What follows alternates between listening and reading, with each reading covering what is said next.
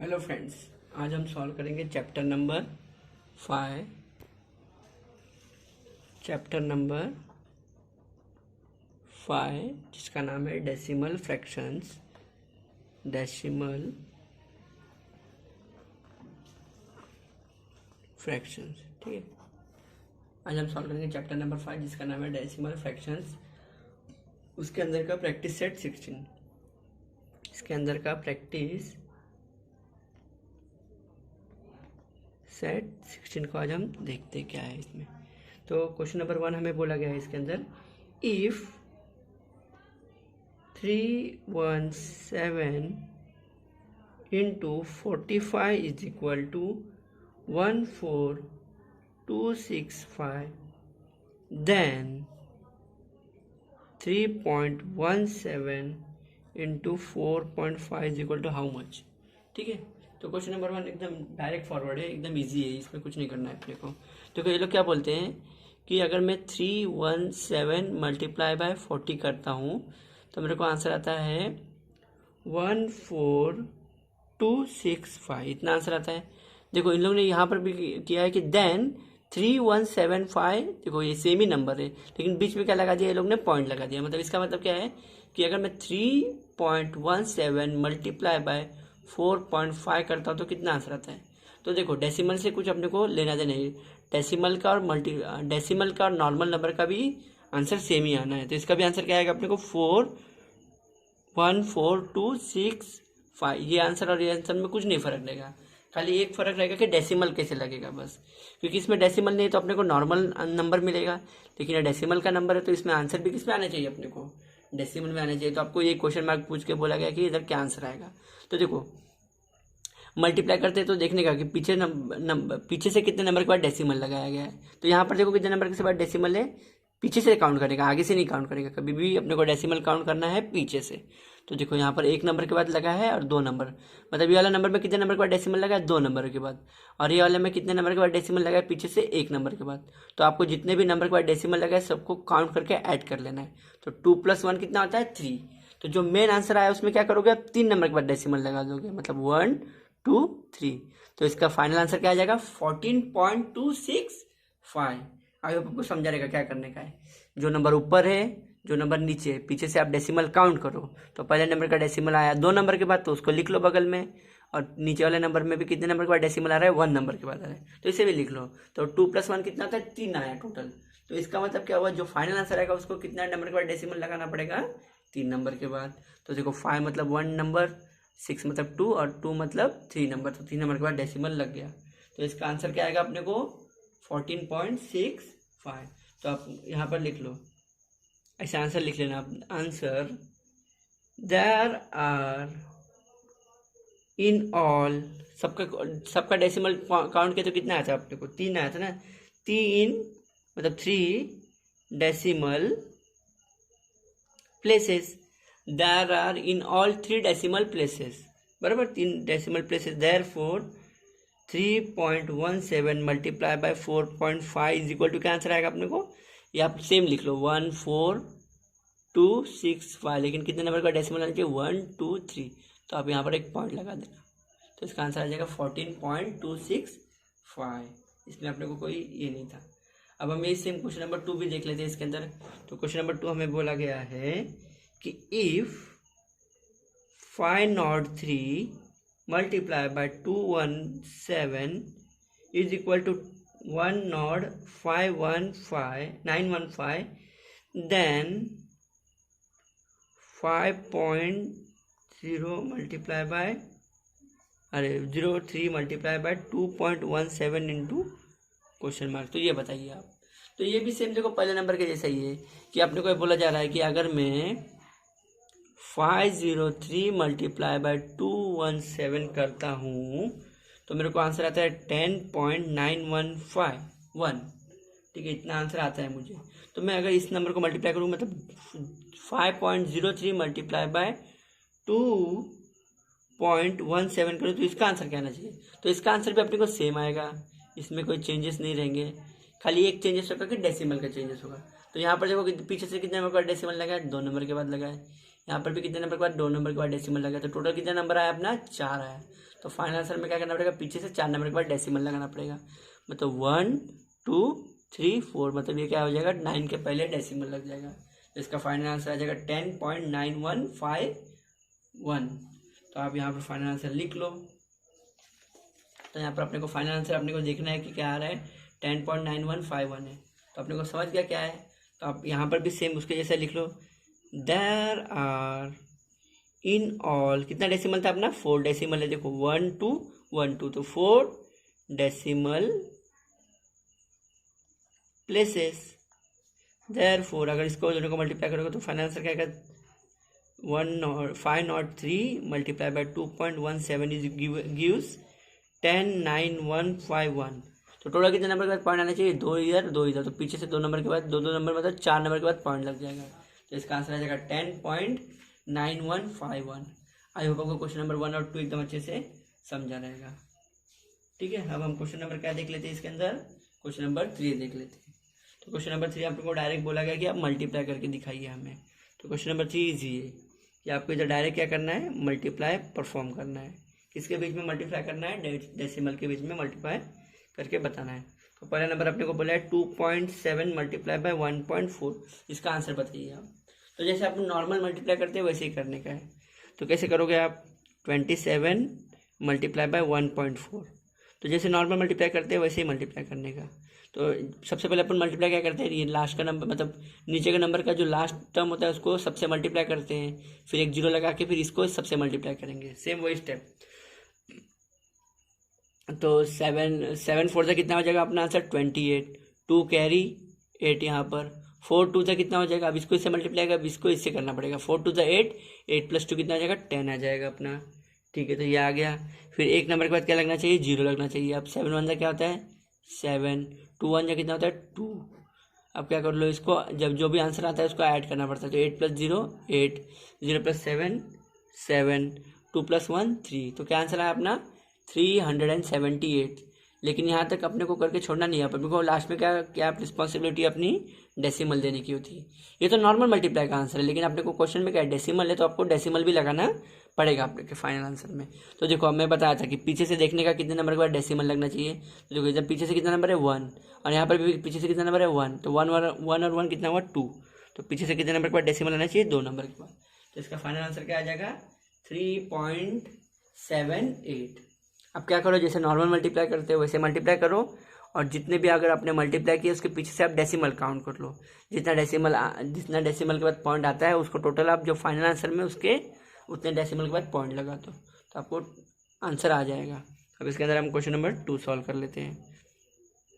तो question number 2 हमें बोला गया है कि 6.17 मल्टीप्लाई बाय 3.9। अब इसे मल्टीप्लाई कीजिए। तो हम क्या करेंगे, 6.17 मल्टीप्लाई बाय 3.9, अब इसे भी मल्टीप्लाई कर लेते हैं। तो 7 9 से कितना हो जाएगा अपना, 9 7 से कितना हो जाएगा अपना, 9 7 हो जाएगा 63, तो 6 यहाँ पर 3 यहाँ पर आ जाएगा। 9 1 से 9, 9 1 से 9 हो जाएगा, 9 प्लस 6 कितना हो जाएगा 15, तो 1 कैरी है 5 यहाँ पर। और अब इसको इससे मल्टीप्लाई करो, 9 6 से कितना हो जाएगा 54, 54 प्लस 1 कैरी हो जाएगा 55। अब आगे का नंबर मल्टीप्लाई करना तो एक जीरो देना पड़ेगा। ठीक है, अब इसको इससे मल्टीप्लाई करो, 7 3 से 20, 1 2 यहाँ पर 1 यहाँ पर, 3 1 जा 3, लेकिन 2 कैरी का ऐड करना पड़ेगा, तो 3 1 जा 3 प्लस 2 5। अब 3 6 से कितना होता है 18 होता है, तो कुछ कैरी में था नहीं था, तो डायरेक्ट 18 आप लिख लो, और जो भी नंबर आया उसे आप ऐड कर लो। तो चलो हम इसे ऐड कर लेते हैं। 3 प्लस 0 3 होता है, 5 प्लस 1 6, 5 प्लस 5 10 होता है, तो 0 यहाँ पर 1 कैरी, 5 प्लस 1 6, 6 प्लस 8 कितना था 14 होता है, तो 4 यहाँ पर 1 कैरी, 1 प्लस 1 2, तो अपना आंसर क्या आएगा 24063। अब चलो अपने को नॉर्मल आंसर तो आ गया, लेकिन ये किस में था डेसिमल फॉर्म में था, तो अपने को आंसर भी किस में आना चाहिए डेसिमल में आना चाहिए। तो देखो पीछे से काउंट करो, यहाँ पर कितना नंबर है 1 2, तो यहाँ पर 2 नंबर है, यहाँ पर कितने नंबर के बाद डेसिमल है 1 नंबर के बाद, तो 2 यहाँ पर 2 नंबर के बाद डेसिमल है, यहाँ पर 1 नंबर के बाद डेसिमल है, तो जितना भी टोटल डेसिमल है उसको ऐड करके यहाँ पर फाइनल में आंसर में लगाना है। तो 2 प्लस 1 कितना आता है 3 आता है, तो 1 2 3, तो इसका 3 नंबर के बाद आप डेसिमल लगा दो। तो ये दोनों का मल्टीप्लिकेशन का आंसर आया अपने को 24.063। आई होप आपको क्वेश्चन नंबर 2 भी एकदम अच्छे से समझा रहेगा। अब हम इसके अंदर क्वेश्चन नंबर 3 देख लेते हैं। तो क्वेश्चन नंबर 3 हमें बोलता है कि 0.57 मल्टीप्लाई बाय 2। तो चलो इसे भी हम मल्टीप्लाई कर लेते हैं। तो क्या बोला गया है, 0.57 मल्टीप्लाई बाय 2। तो चलो इसे भी हम मल्टीप्लाई कर लेते हैं। 2 7 जा 14, 1 कैरी 4 यहाँ, 2 5 जा 10, 10 + 1 11, 1 कैरी 1 यहाँ, 2 × 0 0 ही हो जाएगा, लेकिन ये 1 कैरी बचेगा एज इट इज नीचे आ जाएगा। ठीक है ना, 2 0 तो 0 तो हो गया खत्म, लेकिन कैरी का जो 1 था अपने आप नीचे आ गया। ठीक है, अब देखो 2 के पहले कोई डेसिमल है, तो यहाँ पर तो डेसिमल की वैल्यू कितनी आ रही है, 0 आ रही है, लेकिन ऊपर देखो डेसिमल है 2, तो ऊपर कितने नंबर के बाद डेसिमल है 2, तो 2 + 0 2, तो इसमें जो भी फाइनल आंसर आएगा कितने नंबर के बाद डेसिमल लगेगा, 2 नंबर के बाद। क्योंकि नीचे देखो डेसिमल नहीं था तो उससे अपने को कुछ काउंटिंग में नहीं है अपना, मतलब 0 ही लेनी पड़ेगी वैल्यू उसकी अपने को, लेकिन ऊपर कितना नंबर के बाद डेसिमल है, 2 नंबर के बाद है। तो फाइनल आंसर में भी क्या करो आप, 2 नंबर के बाद डेसिमल लगा दो, तो 7 5, तो ऊपर कितने नंबर के बाद डेसिमल आया, 2 नंबर के बाद डेसिमल आया, तो इसका फाइनल आंसर आ गया 1.14। आई होप आपको क्वेश्चन नंबर 3 अच्छे से समझा रहेगा। अब हम क्वेश्चन नंबर 4 देख लेते हैं। क्वेश्चन नंबर 4 थे 5.04 मल्टीप्लाई बाय 0.7। चलो इसे भी हम मल्टीप्लाई कर लेते हैं। 5.04 मल्टीप्लाई बाय 0.7। अब चलो इसे पीछे से मल्टीप्लाई करो, चालू करो। 7 4 सा 28, 2 कैरी 8 नीचे, 7 × 0 0, लेकिन कैरी का 2 अपने आप नीचे आ जाएगा, 7 5 सा 35। ठीक है, अब देखो नीचे का नंबर 0, तो सबसे 0 0 करोगे तो 0 आएगा, तो आपका फाइनल आंसर कितना है, ये आ गया।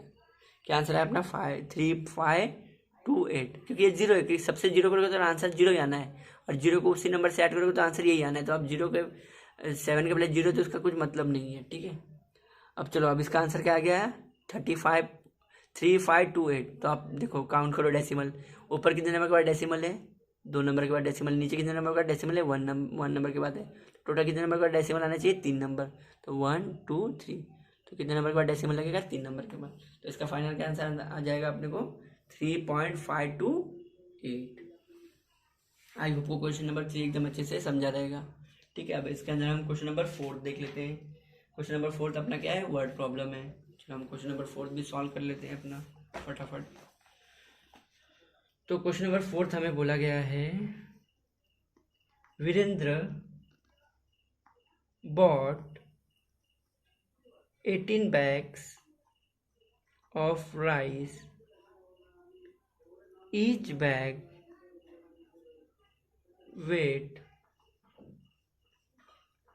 5.250 kg. How much rice did he buy altogether?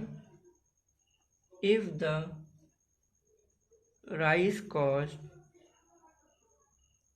₹42 per kg, how much did he pay for it? ठीक है, अपना क्वेश्चन दिया गया है कि Virendra bought 18 bags of rice. Virendra नाम का लड़के ने कितना टोटल बैग लाया, चावल का 18 चावल का बैग लाया। ठीक है, ईच बैग वेटिंग 8.250 kg। हर एक बैग का जो राइस बैग था उसका वजन कितना है, अपना चावल के जो भी अपना बैग लाया था उसने कितना, उसका हर एक बैग का वजन कितना है पर्टिकुलर, 5.250, मतलब 5 kg और 250 grams। ठीक है, how much rice did he bought all together.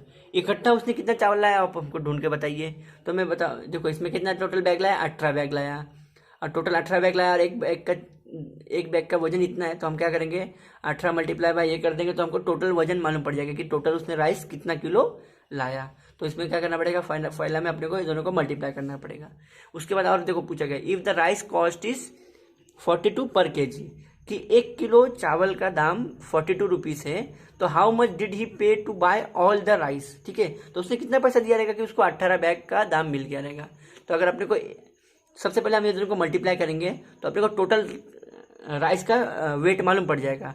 तो हम जो भी हमको टोटल राइस का वेट मालूम पड़ गया उसे हम मल्टीप्लाई बाय 42 कर देंगे, जितना पर केजी का दाम है, जितना उसने टोटल केजी बाय किया और मल्टीप्लाई बाय 1 केजी का करेंगे तो हमको टोटल अपने को प्राइस मालूम पड़ जाएगा कि उसने कितना पे किया है राइस के लिए। आई होप को क्वेश्चन समझ गया रहेगा अच्छे से। तो चलो हम सबसे पहले क्या कर लेंगे इसमें, तो सबसे पहले क्या लिख लोगे, जो जो डेटा दिया गया है वो लिख लो। तो 1 बैग कंटेन, एक बैग में कितना राइस आ रहा है अपना, 1 bag contains 5.250 kg of rice, इतना लिख लिया आप। उसके बाद तो क्या बोला गया आगे फिर, कितना बैग लाया उसने, 18 बैग्स विल कंटेन, तो 18 बैग में कितना कंटेन हो जाएगा अपना, कितना चावल आएगा मतलब अपना। तो 18 बैग कंटेन्स कितना करना पड़ेगा अपने को, जितना राइस ऑफ 1 kg है, मतलब 1 किलो का जितना अपना ये है वजन है, उसको किससे मल्टीप्लाई कर लोगे आप, 18 से मल्टीप्लाई कर लोगे तो आपको टोटल राइस मालूम पड़ जाएगा कि कितना राइस है टोटल। तो क्या कर लोगे इसको, चलो इसको मल्टीप्लाई कर लेते हैं। तो 5.250 मल्टीप्लाई बाय 18, तो 8 0 0, 8 5 40, तो 4 यहाँ पर 0, यहाँ पर 8 2 16, 16 प्लस 4 20, 2 0, यहाँ पर 8 5 40, 40 प्लस 2 42, 0, एक 0 लग जाएगा, ठीक है अपने एक 0 लगता है। 1 इंटू 0 0, 5 इंटू 1 5, 2 इंटू 1 2, 5 इंटू 1 5, 0 0 5 4 9। तो इसने इसका टोटल कितना, इसने कितना टोटल चावल लाया अपना। अब देखो डेसिमल लगाना भी जरूरी है क्योंकि डेसिमल में है ना, तो देखो 18 का पहले कोई डेसिमल है क्या, नहीं, तो यहाँ पर काउंट नहीं होगा, खाली ऊपर का देखो कितना नंबर के बाद डेसिमल है, 3 नंबर के बाद। तो यहाँ पर क्या होना चाहिए, 3 नंबर के बाद डेसिमल लगना चाहिए। मतलब इसने टोटल कितना राइस लाया, 94 kg एंड 500। पॉइंट के बाद देखो ग्राम चालू हो जाता है अपना, पॉइंट के पहले केजी होता है और पॉइंट के बाद क्या होता है अपना, ग्राम होता है। तो इसने कितना टोटल चावल लाया, 94 kg एंड 500 ग्राम्स। तो अपने को टोटल दाम अपने को टोटल चावल कितना लाया वो मालूम पड़ गया, और अपने को 1 किलो चावल का दाम पता है। तो हम क्या करेंगे, इस जितना चावल लाया और पर केजी को मल्टीप्लाई कर देंगे तो अपने को मालूम पड़ जाएगा कि इसको टोटल कितना पैसा लगा इतना चावल लाने में। तो आप क्या कर लोगे आगे इसमें, तो फाइनल आंसर लिख लो यहाँ पर, वीरेंद्र, तो आप आगे लिख लेना इसे, Virendra bought 94.5 kg of rice, इतना लाया उसने, ठीक है। लेकिन फिर अपने को कॉस्ट भी निकालने वाला है, तो पहले सबसे पहले आप लिख लो कि एक चावल के गोनी का कितना कॉस्ट है। तो the cost of 1 kg of rice is ₹42, बराबर ना, 1 किलो का राइस 42 है। तो अपने को टोटल जितना राइस है उसका निकालना बोला ना। Therefore the cost of 94.5 kg of rice कितना हो जाएगा, जितना टोटल वेट है राइस मल्टीप्लाई बाय 42। तो ये दोनों को आप मल्टीप्लाई करोगे तो आपको मालूम पड़ जाएगा। तो चलो हम इससे भी मल्टीप्लाई कर लेते हैं यहाँ पर कि 94.5 मल्टीप्लाई बाय 42 कर लो। तो 5 2 10, 4 2 8 प्लस 1 9, 9 2 18, 0 4 5 20, 4 4 8, 4 4 16, 16 प्लस 2 18, 9 4 36, 36 प्लस 1 37, 0 9, 9 1 8 1 8, 8 2 16, 1 कैरी, 7 2 9 3। तो इसका टोटल कितना पैसा लगा इसका। अब देखो डेसिमल लगाने की बारी आई कि नहीं, तो यहाँ पर देखो इधर कोई भी नंबर का डेसिमल नहीं, लेकिन यहाँ पर कितने नंबर का डेसिमल है, 1 नंबर के बाद। तो टोटल कितने नंबर के बाद पॉइंट लगाना पड़ेगा अपने को, 1 नंबर के बाद पॉइंट लगाना पड़ेगा। तो मैं बोला पॉइंट के बाद 0 की कोई वैल्यू नहीं रहती, तो इसका आंसर कितना आ गया अपना 3969। तो इसने इतना पैसा पे किया रहेगा कितने के लिए, 18 गोनी चावल, 18 पैकेट चावल खरीदने के लिए, बैग ऑफ चावल खरीदने के लिए। तो अपने को टोटल प्राइस कितना आ गया, इसका रुपीज़ कितना है, ₹3969.0, क्योंकि 0 के बाद वैल्यू नहीं है, कुछ पॉइंट की वैल्यू नहीं रहती, मतलब 0 पॉइंट के बाद 0 की कोई वैल्यू नहीं रहती। तो इतना कितना पे किया इसने, 3969, ठीक है, 69 पे किया इसने। तो चलो तो आप लोग फाइनल आंसर लिख लेते हैं। तो आपको कभी भी वर्ड प्रॉब्लम में फाइनल आंसर लिखने का, देयरफॉर लिख लो, Virendra bought 94.5 kg of rice, बराबर, and he paid ₹3969 for the rice. ठीक है। उसने टोटल कितना राइस लाया, 94.5 kg ऑफ राइस लाया, और उसने टोटल कितना पे किया, 3969 टोटल उसने पे किया। किसके लिए, अपने 18 के 18 बैग चावल लाने के लिए। अब इसके अंदर हम एक वर्ड प्रॉब्लम और देख लेते हैं। तो वर्ड प्रॉब्लम हम क्या देख लेते हैं इसके अंदर, अब 5th देख लेते हैं। आई होप आपको ये वर्ड प्रॉब्लम भी अच्छे से समझा रहेगा, जो कि अपना वर्ड प्रॉब्लम नंबर 4 था। अब हम वर्ड प्रॉब्लम नंबर 5 देख लेते हैं, जो कि लास्ट वर्ड प्रॉब्लम है किसका, प्रैक्टिस सेट 16 का। चलिए इसे भी हम सॉल्व कर लेते हैं।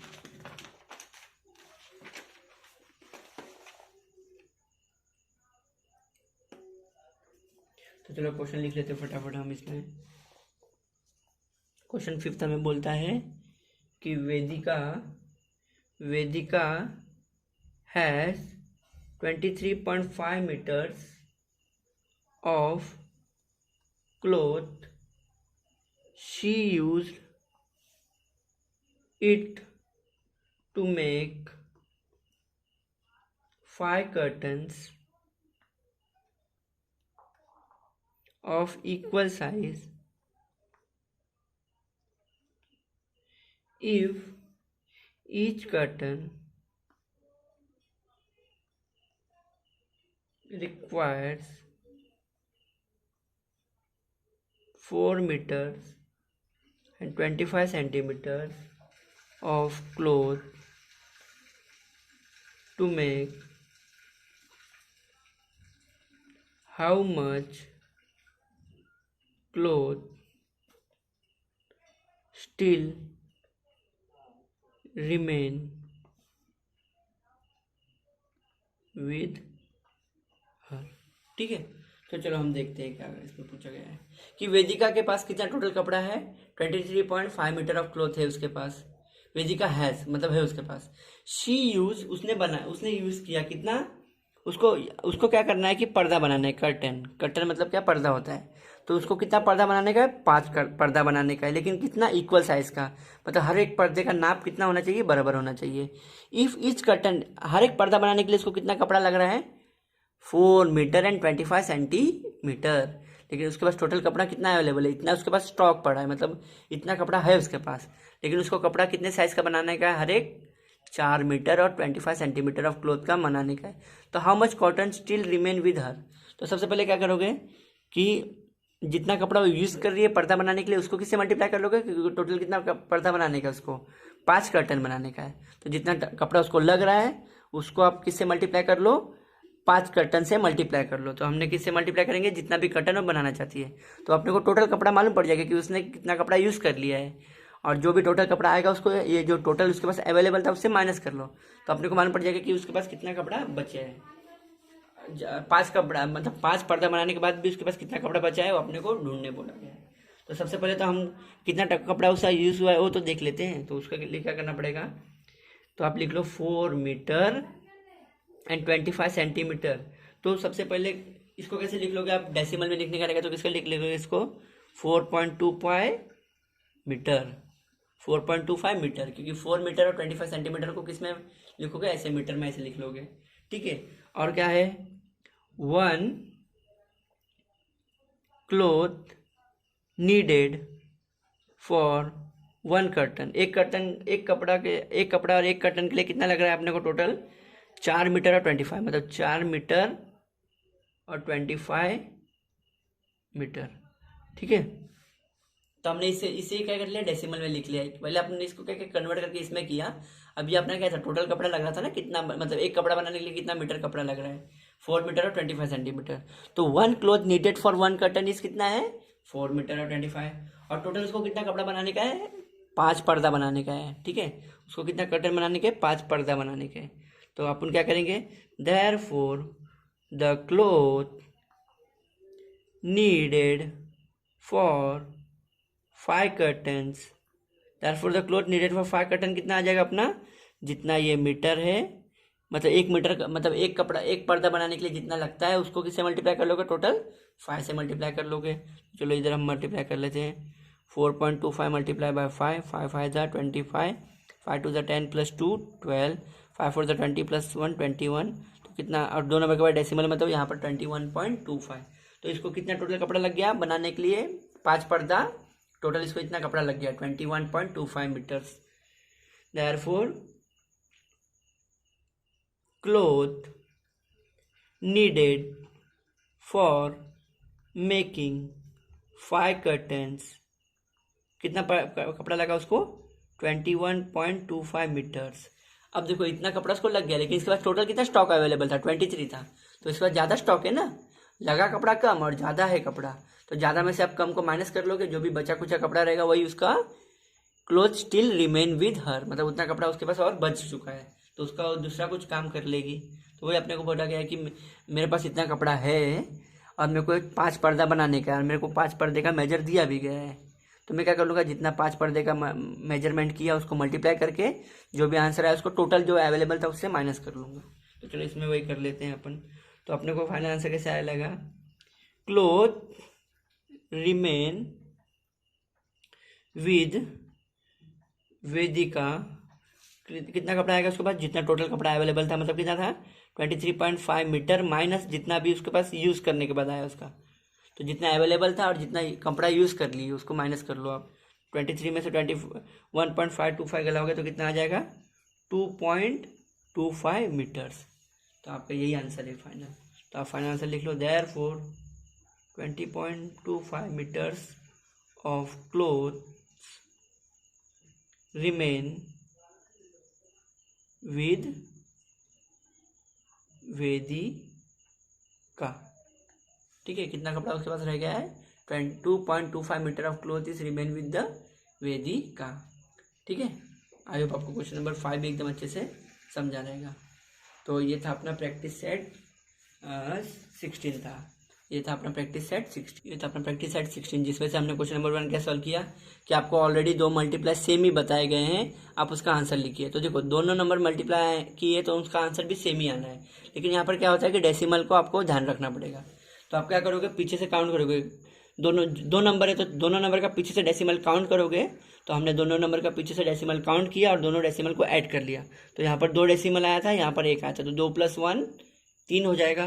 तो जो भी फाइनल आंसर था अपने को ऑलरेडी दिया गया है, उसमें क्या करोगे, पीछे से 3 नंबर के बाद डेसिमल लगा दोगे।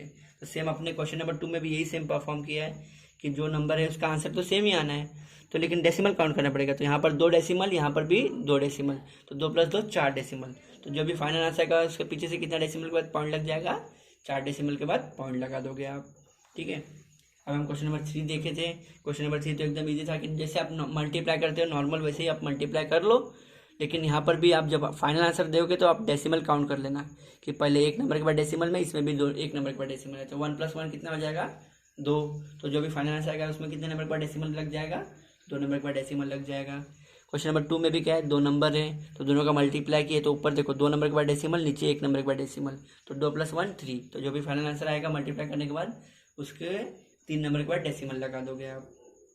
ये नॉर्मल मल्टीप्लाई ही है अपना, लेकिन यहाँ पर डेसिमल का आपको ध्यान रखना पड़ेगा। इसको भी देखो हमने मल्टीप्लाई किया तो ऊपर 2 नंबर और नीचे कोई नंबर के बाद डेसिमल है क्या, नहीं, तो ऊपर 2 नंबर का केवल डेसिमल आ जाएगा इस पर। तो यहाँ पर आंसर क्या आ जाएगा, 2 नंबर के बाद डेसिमल लगा दोगे तो इसका आंसर आ जाएगा 1.14। और ये क्वेश्चन नंबर 4 क्या था अपना कि इसका भी हमने मल्टीप्लाई किया, तो ऊपर 2 नंबर के बाद डेसिमल, नीचे 1 नंबर के बाद डेसिमल, तो टोटल कितने नंबर के बाद डेसिमल लग गया, 3 नंबर के बाद डेसिमल लग गया। ये था अपना वर्ड प्रॉब्लम नंबर 4। इसके अंदर क्या था कि वीरेंद्र ने क्या किया था कि चावल का बैग लाया, कितना 18 बैग लाया और एक बैग का वजन अपने को बताया गया है। तो अपने को पूछा गया है कि टोटल उसने कितना किलो चावल लाया और कितना पैसा पे किया। तो सबसे पहले हम क्या कर लेंगे कि एक बैग का जो भी वजन है उसको मल्टीप्लाई बाय 18 कर लिए। तो हमने एक बैग के वजन को मल्टीप्लाई बाय 18 कर लिया, तो हमको टोटल 18 बैग का वजन मालूम पड़ गया। तो टोटल 18 बैग का वजन कितना है, 94.500 ग्राम। तो इतना उसका वजन था। तो अपने को टोटल वजन भी मालूम पड़ गया और अपने को पर केजी का भी दाम मालूम है कि पर केजी का दाम कितना है। तो जो हम क्या करेंगे कि हमको जो टोटल वेट आया था 18 बैग का, उससे मल्टीप्लाई बाय 42 करेंगे, मतलब वेट ऑफ 1 राइस बैग। ठीक है, तो हमने क्या किया, 94.5 मल्टीप्लाई बाय 42, मतलब प्राइस ऑफ 1 बैग से मल्टीप्लाई कर दिया। तो यहाँ पर हमने मल्टीप्लाई किया तो हमको कितना आंसर आ गया, 3969.0। तो 0.0 की कोई वैल्यू नहीं रहती, मतलब कितना आंसर आया अपने को 3969। तो अपने को ये क्या मालूम पड़ गया, प्राइस मालूम पड़ गई कि हमने 18 बैग के लिए कितना प्राइस पे किया, 3669। तो आप लास्ट में क्या कर लेना, फाइनल आंसर लिख लेना। Virendra bought 94.5 kg of rice and he paid ₹3,969 for the rice bag. ठीक है, ये था अपना क्वेश्चन नंबर 4 और ये था अपना लास्ट का क्वेश्चन। ठीक है, कि इसमें क्या था कि Vedika has 23 metres of the cloth. ठीक है, उसके पास कितना क्लोथ है टोटल, 23.5 मीटर ऑफ क्लोथ उसके पास अभी स्टॉक में पड़ा है मतलब। लेकिन उन्होंने क्या किया कि 5 कर्टन बनाए, 5 पर्दे बनाए, कितना इक्वल साइज का। टोटल कितना लेंथ था वो पर्दे का अपना 4 मीटर एंड 25 सेंटीमीटर। ठीक है, तो अपने को क्या करना पड़ेगा, सबसे पहले अपने को 5 कर्टन का मल्टीप्लाई करके हम क्या कर लेंगे, लेंथ निकाल लेंगे। तो हमने क्या किया, या इसको हमने अच्छे से डेसिमल फॉर्म में लिख लिया। 4 मीटर और 25 सेंटीमीटर को कैसे लिखेंगे हम, 4.25 मीटर। तो 1 क्लोथ के लिए कितना कपड़ा लग रहा है अपने को मालूम पड़ा है कि 4.25 मीटर कपड़ा लग रहा है। तो हमें टोटल कितने कर्टन के लिए निकालना पड़ेगा, 5 कर्टन के लिए निकालना पड़ेगा। तो हम क्या करेंगे, 4.25 मल्टीप्लाई बाय 5 कर लेंगे। तो हमें टोटल कितना लेंथ मालूम पड़ जाएगा कि अपना यूज होगा, अवेलेबल जो भी स्टॉक है उसमें से अपने को कितना कपड़ा यूज हुआ, 21.25 मीटर्स। तो इतना कपड़ा अपने उन्होंने यूज कर लिया। तो अपने को क्या पूछा है, रिमेनिंग क्लोथ पूछा है ना, कितना बचा है उनके पास रिमेनिंग। तो आप क्या करो, जितना अवेलेबल है उसमें से जितना यूज हुआ है उसे माइनस कर लो। तो अपने को मालूम पड़ जाएगा कि क्या आंसर आ जाएगा अपने को, 2.25 metre. Therefore 2.25 metre of cloth remaining with Vedika. I hope आपको ये प्रैक्टिस सेट 16 एकदम अच्छे से समझा रहेगा। आपकी कोई भी क्वेरी हो तो आप मुझे कमेंट सेक्शन में पूछ सकते हो। आपको कैसा लगा वीडियो प्लीज मुझे कमेंट सेक्शन में बताइए। Thank you very much for listening. Okay bye.